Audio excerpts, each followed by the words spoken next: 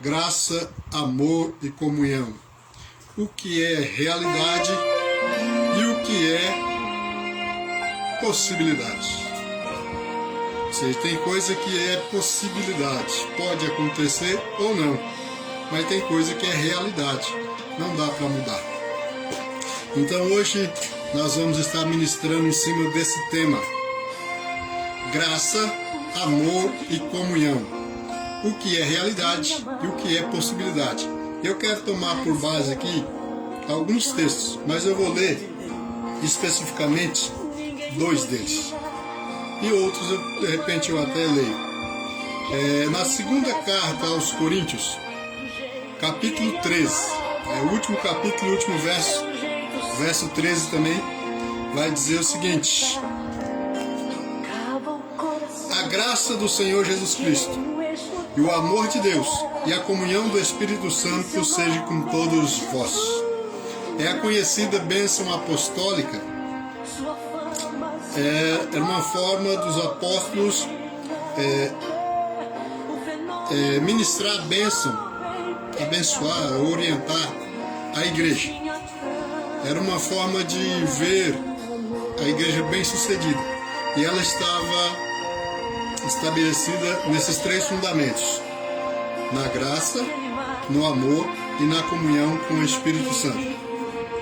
Então é comum nós ouvirmos falar da pessoa do Pai, do Filho e do Espírito Santo, mas muitas vezes não os conhecemos de perto, de fato. Quando se fala do amor de Deus, é incontestável, é uma realidade, é um fato imutável. Deus ama. Tanto Ele ama, que João vai dizer que Deus amou o mundo de tal forma que enviou o seu único Filho, o seu Filho unigênito, para que todo aquele que nele crê não pereça, mas tenha vida eterna. Então João está ali atestando que foi o amor de Deus. O amor de Deus é o que motiva Deus a agir em favor da humanidade. É o amor de Deus que é derramado sobre nós de uma forma muito tremenda, de uma forma muito espetacular, mesmo que não tenhamos feito nada para ser amados, Deus nos ama. Então o amor de Deus é uma realidade incontestável, é um fato, ou seja, não tem como mudar. Se você crê, Ele te ama. Se você não crê, Ele te ama do mesmo jeito.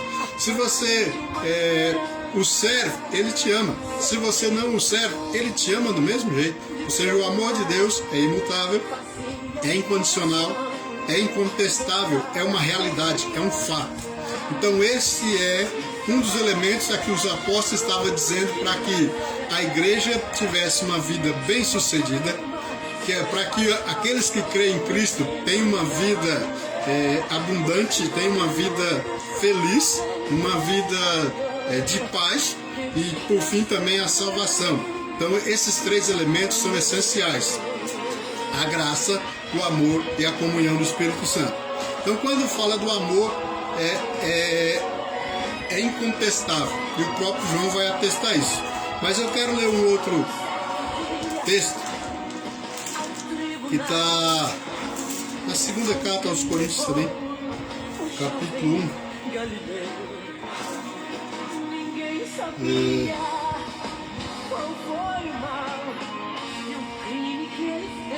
Capítulo 1, verso 19, que vai dizer assim, ó, a segunda carta aos Coríntios vai dizer assim: pois o Filho de Deus, Jesus Cristo, que entre vós foi pregado por nós, isto é, por mim, Silvano e Timóteo, não foi sim e não, mas nele houve o sim.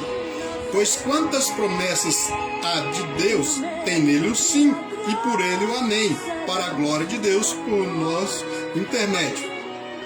Mas aquele que nos confirma convosco em Cristo e nos ungiu é Deus, o qual também nos selou e deu o penhor do Espírito em nossos corações. Então aqui está falando do selo do Espírito Santo. É tremendo isso, porque Jesus Cristo na cruz do Calvário, Ele manifestou o amor de Deus, ou seja, E o amor de Deus manifestou a graça de Deus. E onde é que nós vemos a graça de Deus? Em Efésios capítulo 2, verso 8 ao 10, que vai dizer o seguinte: pois é pela graça que sois salvos, por meio da fé. Isto não vem de vós, é dom de Deus, não das obras, para que ninguém se glorie, pois somos feitura sua, criados em Cristo Jesus para as boas obras, as quais Deus preparou para que nós andássemos nela. Então no verso 8 ele vai dizer: pois é pela graça que sois salvos. Como? Ou seja, a graça que nos é manifesta por meio do sacrifício de Cristo na cruz do Calvário. Até aí é algo conhecido de todos aqueles que têm a mínima noção do cristianismo. O amor de Deus, a graça na pessoa de Jesus Cristo, mas agora tem um terceiro elemento: a comunhão do Espírito Santo. Então, quando o apóstolo Paulo escreve a carta aos Coríntios, se despedindo, ele vai dizer que a graça do nosso Senhor Jesus Cristo, o amor do Pai e a comunhão do Espírito Santo seja com todos vós. Então nós precisamos entender que para ter uma vida bem-sucedida em Deus, para que possamos desfrutar do reino dos céus, para que possamos viver diante de Deus e ser participantes do reino dele, nós precisamos caminhar baseado nesses três elementos: a graça do nosso Senhor Jesus Cristo, o amor de Deus e a comunhão do Espírito Santo. Então, o amor de Deus, ele é inquestionável, como eu já falei. Nós vemos que Deus amou o mundo, e porque Deus amou o mundo, Deus se importou com o mundo. Quando eu falo mundo, eu falo a criação, e não o sistema de governo do mundo, que é outra coisa. O mundo jaz no maligno, o sistema de governo do mundo. Mas falando de toda a criação, porque Deus amou toda a criação, e porque Ele amou toda a criação, Ele enviou o seu único filho, o Filho unigênito, para que através dele nós pudéssemos ser salvos, tanto a humanidade como toda a criação também, ser salvo da destruição, da perdição e da condenação da destruição. Então aqui nós vemos que o amor de Deus é o que o motiva a ser favorável à humanidade. O amor de Deus, a graça de nosso Senhor Jesus Cristo, porque foi Ele que se fez mediador, Ele se fez o sumo sacerdote e ao mesmo tempo o sacrifício. Ele é aquele que faz a mediação e Ele mesmo é o sacrifício. Então o sacrifício de Jesus Cristo, que se ofereceu na cruz do Calvário, derramando o seu sangue, foi o que nos possibilitou o perdão, a redenção, a justificação, a transformação, a reconciliação, a regeneração. Então, por meio da graça de Deus, ou seja, um favor não merecido. Então, nós estávamos destinados à perdição, mas a graça de Deus nos trouxe de volta. Então, isso é conhecido, Basicamente, aquele que tem uma mínima noção de cristianismo, ele vai saber, vai conhecer as três pessoas da divindade: o Pai, o Filho e o Espírito Santo. O amor do Pai, a graça do Filho, agora tem a comunhão do Espírito Santo. É aí que entra o tema dessa ministração: a graça, o amor e a comunhão. O que é realidade e o que é possibilidade. Então nós vemos que o amor de Deus é uma realidade imutável, inquestionável, é incondicional o amor de Deus. Então não importa o que eu faça ou o que eu deixe de fazer, o amor de Deus é uma realidade. Se você crê, Ele te ama. Se você não crê, Ele te ama do mesmo jeito. Se você o serve, Ele te ama. Se você não serve, Ele te ama da mesma forma. E também o sacrifício de Cristo na cruz do Calvário. Se você crê, já foi feito o sacrifício, o sangue já foi derramado. Se você não crê, o sacrifício já foi feito, o sangue já foi derramado. Ele é o mediador. E tem mais uma. Jesus Cristo é o sacrifício perfeito que agrada a Deus. Não é que agrade a mim, é que agrade a Deus. Então Deus já está satisfeito com o sacrifício que Jesus Cristo apresentou. Então, se eu crer ou se eu não crer, Deus está satisfeito. Isso satisfez a exigência que alguém tinha que morrer. Então Jesus Cristo foi lá e ofereceu-se em sacrifício, entregou a sua vida, e Deus está satisfeito. Ah, mas não pode ser assim. Deus está satisfeito. Então, a morte de Jesus Cristo satisfez uma necessidade e um desejo do Pai, por causa da necessidade do mediador, por causa da necessidade do redentor, do remidor, do resgatador, do reconciliador. Então, em Cristo foi satisfeita a necessidade do sacrifício. E ponto. Agora, a comunhão com o Espírito Santo, ela não é uma realidade. Ela é uma possibilidade. Ela é uma realidade para quem vive essa realidade, mas ela pode ser apenas uma ilusão para quem não crê. Então, se você crê, se você se entrega, se você se derrama aos pés do Senhor, você é acolhido por Ele, recebido por Ele e tem comunhão com o Espírito Santo. Mas se você não quiser, você não tem.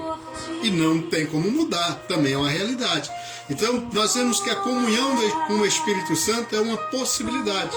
Porque muitas pessoas sabem do amor do Pai, sabem da graça que há na pessoa de Jesus Cristo, que foi a sua morte, a sua entrega, o seu sacrifício pelo pecador. É conhecido, é notório. Mas até entre aqueles que creem, que confiam, até aqueles que se entregam, muitas vezes desconhecem a importância, a necessidade, a urgência de ter comunhão com o Espírito Santo.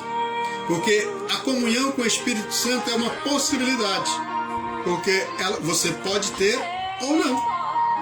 Até mesmo os que creem em Deus, creem no Cristo, entregou a sua vida a Ele, podem ou não ter comunhão com o Espírito Santo. Então essa é a grande diferença. Então Deus, Ele já fez tudo o que era necessário ser feito. Ele amou o mundo, enviou o seu Filho, e o Filho se entregou na cruz, derramou o seu sangue, satisfez uma exigência e um desejo do Pai. É uma realidade imutável.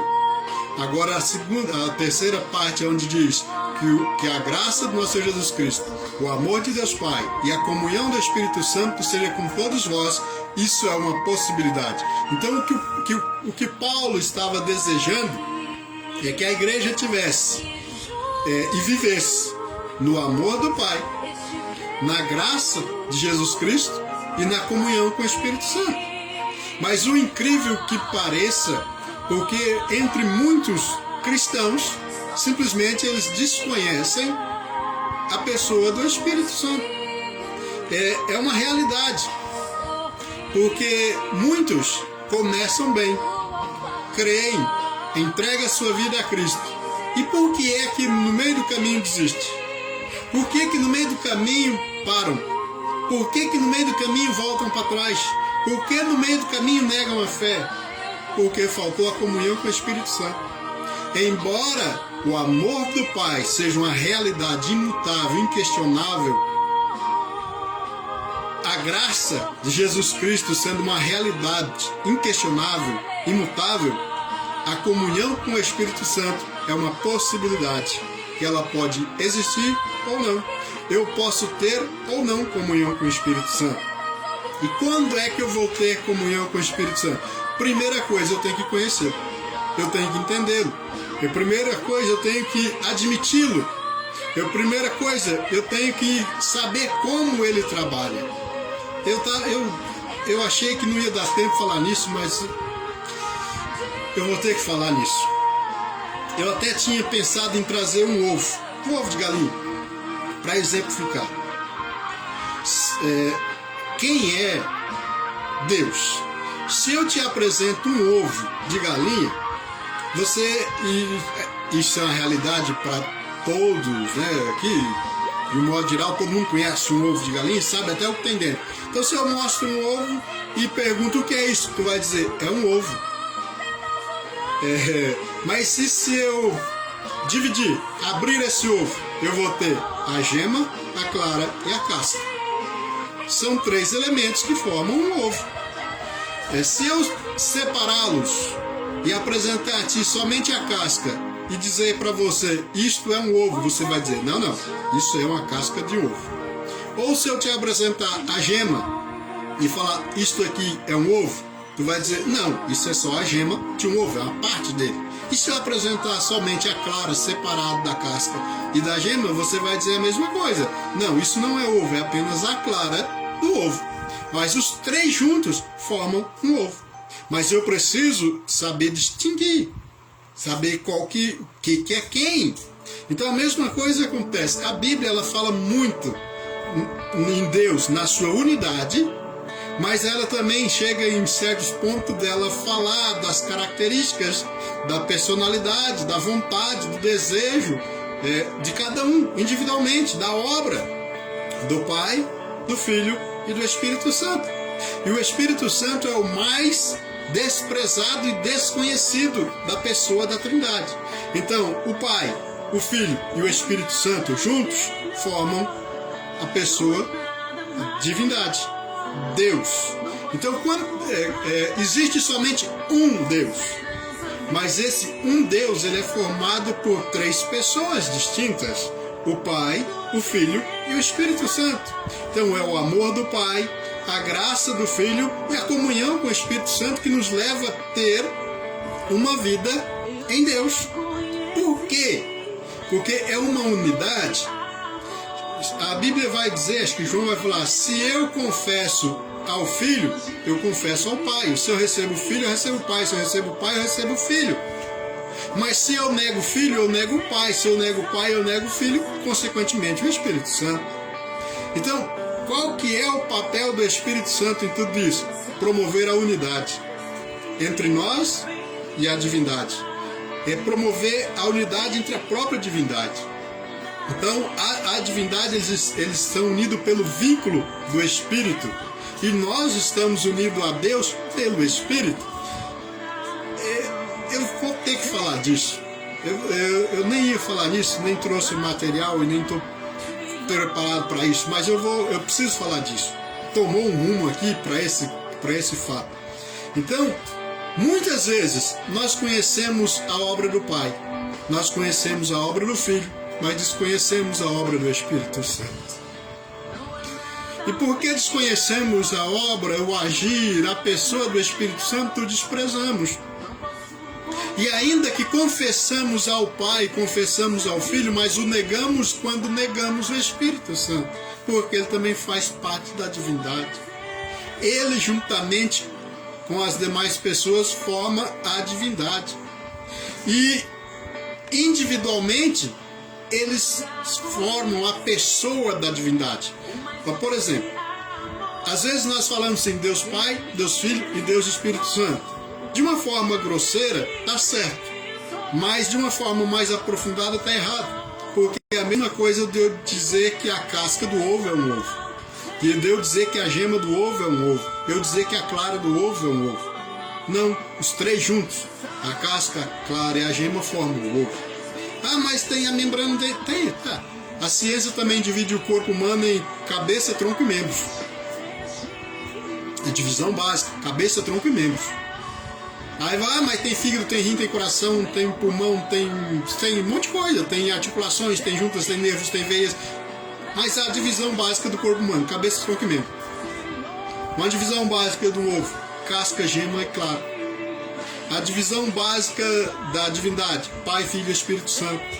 Mas aí tem o caráter, a característica, a personalidade, a vontade, o desejo de cada um. Embora eles não agem independente, eles agem em unidade. Eles trabalham em unidade. Não tem como o Espírito Santo de Deus fazer a vontade deles sem que esteja fazendo a vontade do Pai, porque eles são um só e a vontade é a mesma, mas eles têm vontade individuais. Mas só que ao mesmo tempo que é individual, é unitário. Então nós vemos basicamente isso, que nós conhecemos o amor de Deus, pelo menos já ouvimos falar dele. Pelo menos podemos dar alguma referência onde é que está o amor de Deus em ter enviado o Filho para nos resgatar. Nós conhecemos a graça de Jesus Cristo oferecesse em sacrifício na cruz do Calvário para nos redimir. Mas o que é que nós sabemos do Espírito Santo? Pouco ou nada, e até o desprezamos, o ignoramos, e pela falta da comunhão com o Espírito Santo, nós não temos unidade com o Pai e com o Filho, porque é Ele que faz a unidade, é Ele que une o cristão, a pessoa que crê, com Deus, com a divindade. É por meio do Espírito Santo que nós temos essa comunhão, essa ligação. É Ele que ministra no nosso espírito e é Ele que leva a Deus as nossas orações. A Bíblia vai dizer que não sabemos como orar, como convém, mas o Espírito de Deus intercede por nós com gemidos inexprimíveis. Não me pergunta onde está escrito, eu só falo para você que está na Bíblia. Mas se você digitar lá no Google, ele vai te dizer onde está. Mas está aqui no meu coração, no meu espírito, na minha alma, essa verdade está aqui. Porque o Espírito Santo, ele intercede por nós com gemidos inexprimíveis. Então veja o papel do Espírito Santo na nossa vida, na nossa caminhada, para que possamos ter sucesso na nossa vida espiritual, precisamos ter comunhão ampla, plena com o Espírito Santo.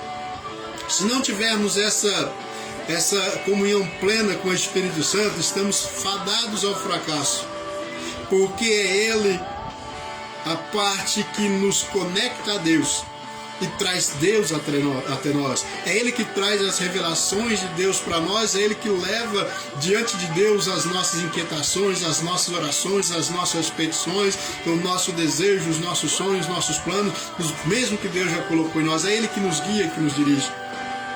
Então, nesses três elementos, a graça, o amor e a comunhão do Espírito Santo, nós muitas vezes negligenciamos a comunhão com o Espírito Santo. E ela é muito importante, ela é fundamental, ela é indispensável. Então a Bíblia vai falar nessa carta, nessa segunda carta aos Coríntios ainda, no capítulo 2, verso 8 ao 10, era esse verso que eu ia ler agora, eu acabei lendo ele primeiro. Verso 8 ao 10 do capítulo 2 vai dizer assim: pelo que vos rogo que confirmais para com ele o vosso amor, para isso eu vos escrevi. Segunda carta aos Coríntios, capítulo 2, capítulo 1, estou vendo outra coisa, capítulo 1, verso 19 ao 20. Vamos para o 22, que diz assim, 21. Mas aquele que nos confirma convosco em Cristo e nos uniu é Deus, o qual também nos selou e deu o penhor do Espírito Santo em nossos corações.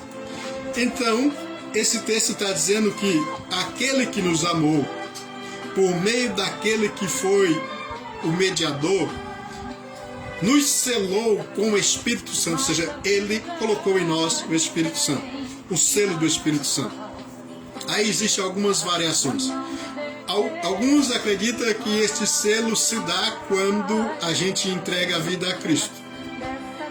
Outros acreditam que esse selo se dá quando você é batizado com o Espírito Santo. Tá, eu não quero entrar nesse ponto, mas o que Paulo está dizendo, não importa quando você foi selado. O que importa é se você tem comunhão com Ele. Porque de repente você acredita que foi selado no dia que você entregou a tua vida a Cristo. Beleza. Mas se você não manter comunhão diária e constante com Ele, foi só uma experiência. E vai se perder. E vai sair. E vai se esfriar. Paulo vai dizer, não extingais o Espírito, ou seja, não apague. Porque não importa se foi no dia que você entregou a tua vida a Cristo, confessando como Senhor da sua vida e Salvador da tua alma, ou se foi no dia que você foi batizado com o Espírito Santo. O que importa é se essa comunhão permanece. O que importa é se essa comunhão ela é contínua, constante, frequente, diária, se ela é crescente. Então, o amor de Deus, a graça de Jesus Cristo e a comunhão do Espírito Santo é o que nos faz ser bem-sucedido, é o que nos faz permanecer em fé, é o que nos leva diante de Deus, é o que nos faz com que entremos pelas portas no reino celestial. Então muitos até têm grandes testemunhos de experiências tremendas com o Espírito Santo, pessoas que foram usadas tremendamente com o Espírito Santo para alcançar outras vidas, para ministrar curas na vida de outras pessoas, mas a comunhão foi rompida. Então não importa se você foi selado, porque o selo não é algo, não se dá por uma única experiência num único dia. O selo é a continuação da presença do Espírito Santo de Deus na nossa vida. Então não basta simplesmente eu dizer que eu tive um encontro com Cristo e Ele me selou, se hoje, depois de algum tempo passado, eu não mantenho essa comunhão com Ele. E olha o tamanho da importância de manter a comunhão com o Espírito Santo, porque é Ele essencial, fundamental e indispensável na nossa vida. Quando a Bíblia fala de ser salvo, ela é um conjunto da obra de Deus na nossa vida. Não é uma única coisa. Então, quando fala-se em salvação, ou alguém que foi salvo, ele foi perdoado, ele foi justificado, ele foi transformado, ele foi vivificado, liberto, ele foi reconciliado, redimido e regenerado. Agora, qual que é a obra de Cristo e qual que é a obra do Espírito Santo nessa lista? Então eu digo para você que ser perdoado é a graça por meio de Cristo na cruz do Calvário. É Ele que, através do seu sangue, Ele nos reconcilia e nos perdoa. É o próprio Cristo, através do seu sangue derramado na cruz do Calvário, que nos justifica. Quando eu falo em justificação, eu costumo exemplificar dizendo assim, se um dia eu falto ao trabalho e quando chegar o final do mês e a empresa puxa o ponto, vai ver que tal dia eu faltei. Mas se eu tenho um atestado médico e eu apresento à empresa, aquela falta vai estar justificada. Mas se eu puxar o ponto, vai estar dizendo que eu não fui trabalhar naquele dia, eu estava em falta. Mas eu tenho um atestado que justifica. Então quer dizer que quando eu sou justificado, não quer dizer que o meu pecado deixa de existir. Não, ele só não tem mais efeito. Porque agora eu tenho um atestado que justifica a minha falta. Então Cristo é o que nos justifica através do seu sangue derramado. Então eu sou justificado. Então você que me conhece há mais tempo pode até olhar para mim e me conhecer de muito tempo, saber de todos os meus erros e dos meus pecados. Mas eu tenho um atestado. E o atestado é o sangue do Cordeiro que foi derramado na cruz. Eu tenho esse atestado. Então por mais que alguém aponte e fale, mas está lá, você fez. Fiz. Mas eu tenho um atestado e fui justificado. Então isso é a obra de Cristo. A reconciliação, ou seja, reconciliar é romper a barreira de inimizade, porque o pecado faz inimizade entre o homem e Deus. Mas se o pecado ele já foi justificado, ele não tem mais efeito, então ele não produz mais inimizade. Então nós fomos reconciliados, ou seja, a inimizade foi rompida. E nós também fomos redimidos, porque o preço para nos ter de volta, resgate. Então redimir é pagar o preço para nos ter de volta. Por causa do pecado nós fomos como que roubados de Deus. E nos tornamos cativos, escravos do pecado e do diabo. Mas Jesus Cristo foi lá e pagou o preço e nos trouxe de volta para si, então nós fomos redimidos. Então isso é obra de Cristo, do sangue do Cordeiro. Mas tem coisas que é o Espírito Santo de Deus que faz. Transformação. Paulo vai dizer, não sei em qual das cartas, ele vai dizer, importa que aquele que roubava não roube mais. Aquele que adulterava não adultere mais. Ou seja, transformado, e isso só é possível através do Espírito Santo.